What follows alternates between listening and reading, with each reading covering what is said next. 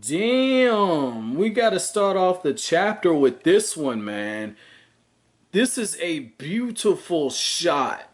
Like the artwork in this, I don't usually wank off Oda's artwork, okay? This is chapter 421, by the way. I don't usually wank off Oda's artwork, but this is some really nice attention to detail. In particular, I like Luffy's face at this one. Like, this is good. I love Luffy's expression, just the shading on this. I like the detail that we see with the shading underneath Luffy's arm or his fist. And I like how the rubble's kind of coming out. You see Rob Lucci just being tossed out. I really feel like Luffy just shut me the fuck up when it comes to Gear 3. Because I've told you guys in the past, like, I was not impressed by Gear 3. But when his arm just swelled the hell up, and Luffy pulled a page out of Natsu's book and just ended this dude with one solid shot. Like literally, I'm reading this and I'm going, damn, like, wow, was not expecting that. Like, because we got so much good stuff when it comes to Luffy versus Rob Lucci in this chapter. Like, one of the things that we're seeing is, Luffy's dodging the finger pistol, avoiding the Tempest kick, and Rob Lucci even uses the leopard tail on him. Like, Rob Lucci is not pulling punches in this fight.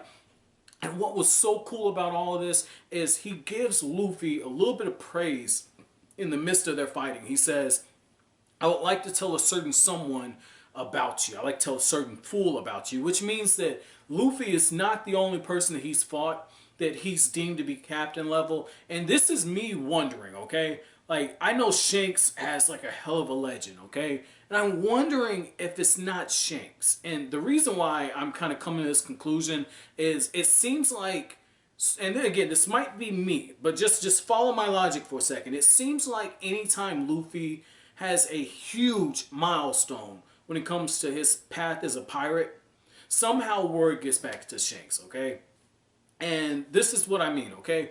Like when Luffy first decided, I'm gonna be a pirate, I don't give a damn what these guys are saying, he ate the devil fruit that Shanks and them brought back. That's the first one. That's the first step, hero's journey. That's his call to action, okay? Shanks was right there for it.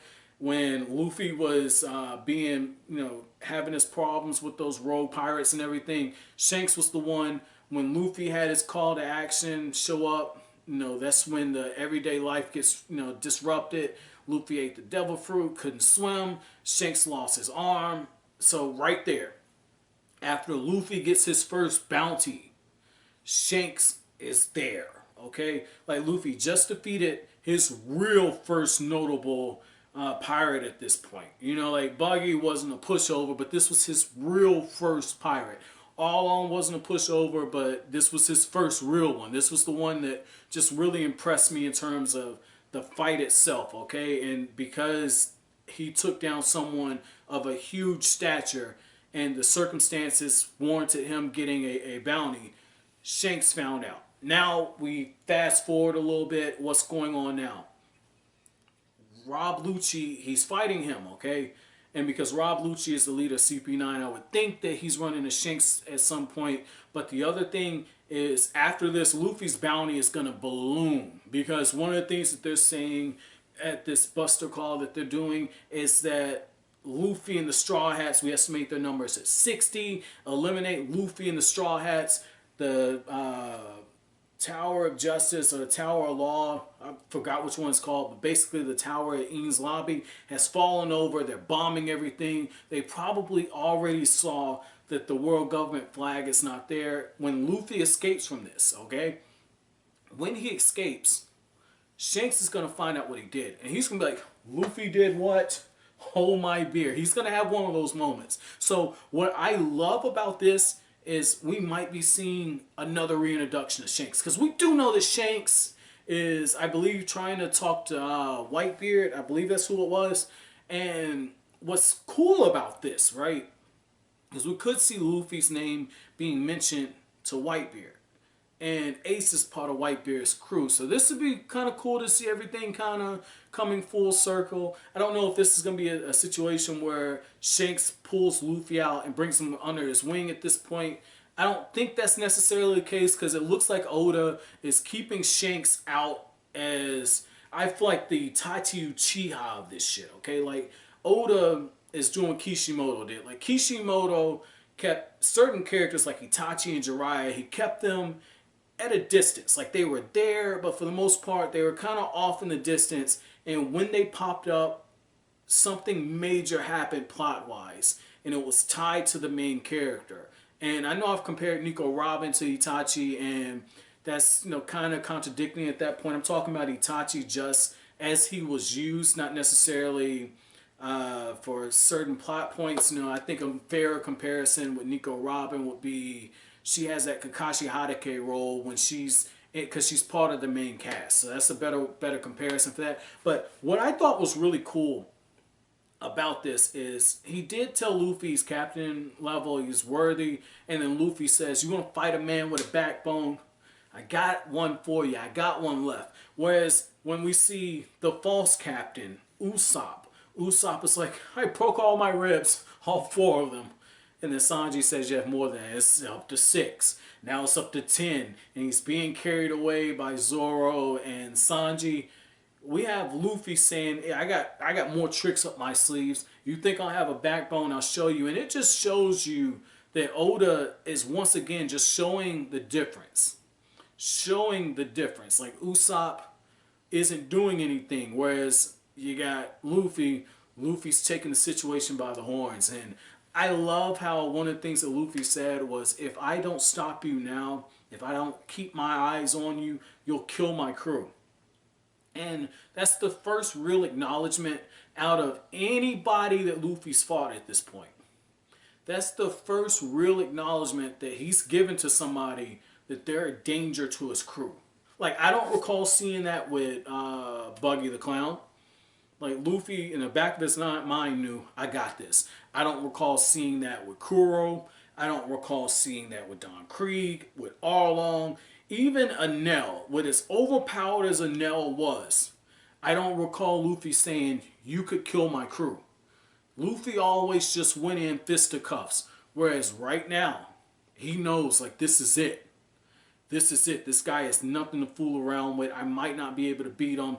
And that's when Luffy, after exhausting Gear 2, puts all of his chips on the table and pushes them in, goes for Gear 3. Absolutely beautiful. Now I gotta, transition away from that because I've been itching to talk about this, man. I love the scene, and there's a reason for this, so hold off on hitting that dislike, okay? But there's a reason for this. See, I loved seeing that scene with Kokoro's running away and you got Nami falling behind. This isn't one of those moments where it's like, oh shit, Kryptonia's on Nami's click. No, it's not that. It's not that. When I was watching that, okay, or excuse me, when I was reading it, what really struck me is it reminded me of something happened to me when I was really, really young. I think I was like 4 or 5 years old. I remember this because I was scared shitless, okay? I remember it was me and my sister and one of her friends. Her friend is really heavy set. I mean, she's as nice as can be, right? It's really heavy set. And we're over at my mom's place, and there's like a lot of land out there. There's like 13 fucking acres, and there's lakes and shit. You have to go beyond the fence. But we were down there by that lake, and I was wearing shorts and everything, and summertime. And I saw this bull, and I'm on top of the fucking hill, and I got on red shorts. And I don't know if like the red is actually true, if it's a trigger or not. But I remember like that bull was like eating something. I don't remember what the fuck it was eating. But I remember standing on that hill, and I remember my sister saying, not what the hell, but my sister saying, "What are you doing?" And that's when my sister grabs me, and we start running, just like with Usopp. Like Usopp was being carried by Zoro and Sanji. I had that moment with Nico Robin where I just couldn't move. Like Nico Robin had that PTSD moment where she was shaking and couldn't figure it out, but she was in real fear because she knew what was happening. At that point, I didn't know what the fuck was going on. I just knew that damn thing looked scary as fuck. It looked scary as a motherfucker, right? And sister grabs me, and we're all just running, right? Like I can't keep up, and at this point, like my sister has scooped my ass up, and we're all fucking just hauling ass, okay? And what's cool about this is that heavyset friend was running. She got ghosts on her ass, man. Like she ran, got over the fucking fence and everything before our asses even got there, right? And this was what was really interesting. When I was reading that, it reminds me of what happened with Kokoro. I could see a situation where Nami might have been in the lead, and then Kokoro saw that water, and she hitched up that shit and just took off. Because that's exactly what happened when we were running from that fucking bull, right? That's exactly what the fuck happened. Like my sister, I want to say she was 14, 15, somewhere around that. And this is what happened. The heavyset girl, she fucking got ghost on. She like we're here, she's here, and then bam. Like, I don't know if that's around the time that my sister picked me up or what, but and that might have been the case. But that was something I thought was really interesting. And speaking of interesting, I like how Zoro and Sanji and Usopp are coming this way, Nami and them are coming that way, and it's almost like Rob Lucci, what he predicted is coming true. He said that the water's going to hit them, they are going to drown. Obviously, they're not going to drown, but it's going to be interesting to see if Zoro pulls out this huge feat, cuts through the wall or something. I don't know how they're getting out of this situation. I love it. And just speaking of the whole love part, what I love what Oda did is we get this moment where after they make the announcements and everything, you got fandom saying, they're not going to harm us. I'm here. It's just like what my father said. I'm CP9's director. I'm so special. No, you're not special. Like, they will bomb your ass out of here.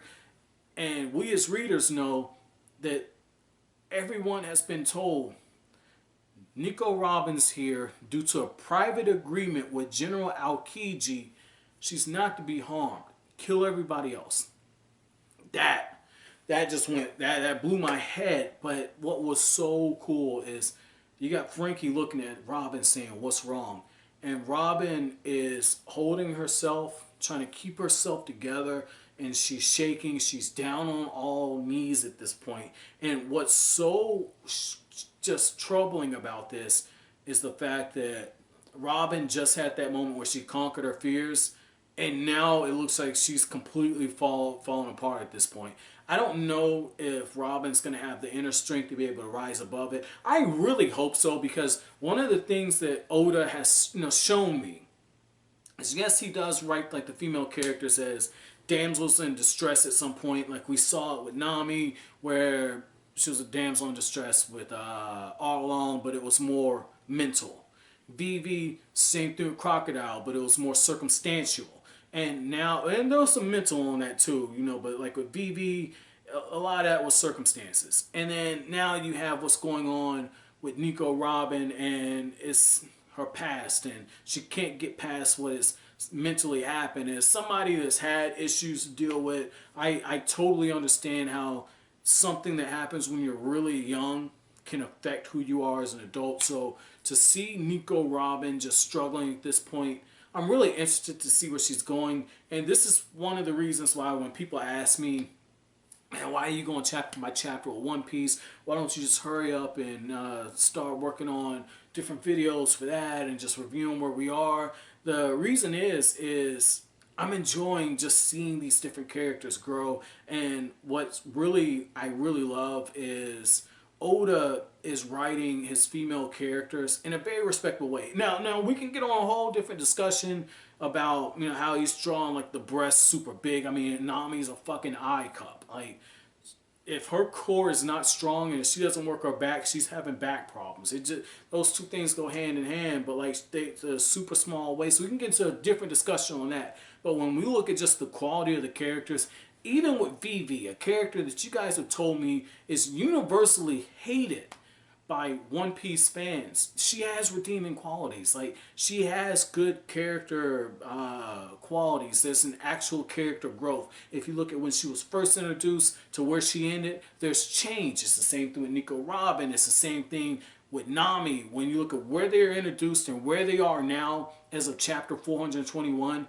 there's actual growth. And too many shonens, you don't see it. The best before this, the best example I've gotten into is what I saw in Inuyasha, where you did see character growth when it comes to the female characters, but at the same time, if I'm not mistaken, that was written by a woman, so that explains it. But, you know, overall, this is a really good chapter. My chapter question to you guys is, how satisfied were you with Luffy potentially ending this fight with Rob Lucci in one shot? But as always, guys, if you like anything I had to say, don't forget to comment, rate, subscribe, share. Thank you so much for watching to the end of the video. Have an awesome day, guys.